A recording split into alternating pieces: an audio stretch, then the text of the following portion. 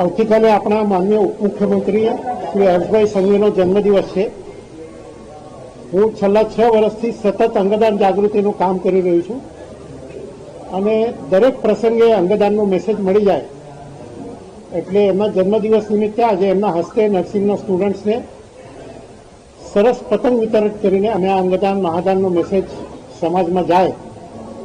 આજે પણ આપણે ત્યાં અનેક લોકો અંગોની પ્રતીક્ષામાં મોતને ભેટે છે, અનેક લોકો મોતનો ઇંતજાર કરે છે. આપણા જ દેશ બાંધવોનો મોતનો ઇંતજાર સમાપ્ત થાય એટલા માટે અંગદાનનું આપણે કામ કરી રહ્યા છીએ. 2-3 આંકડા મારી આપની સાથે શેર કરતા આનંદ થાય છે. ગયા વર્ષ દરમિયાન એટલે કે 2025માં ગુજરાતમાં 152 લોકોના ઓર્ગન ડોનેશન થયા. આ એક બહુ જ મોટો આંકડો છે. સાથે સાથે કિડની હોસ્પિટલમાં એક કેલેન્ડર યરમાં 2025માં 500 લોકોના કિડની ટ્રાન્સપ્લાન્ટ થયા. 80 ઉપર લોકોનું લીવર ટ્રાન્સપ્લાન્ટ થયું.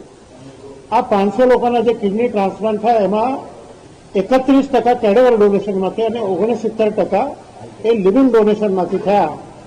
એક કેલેન્ડર વર્ષમાં 500 ટ્રાન્સપ્લાન્ટ એક બહુ મોટી વાત છે. એટલે ધીરે ધીરે આપણા સમાજમાં અંગદાન પ્રત્યે જાગૃતિ વધી રહી છે, પણ અંગો આપણા વ્યવસ્થિત રહે એના માટેની જાગૃતિ વધારે લાવવાની જરૂર છે. એટલે લોકો સ્વસ્થ જીવન પદ્ધતિ અપનાવે તો અંગો સારા રહે અને કોઈને અંગદાન માટેની જરૂર ના પડે.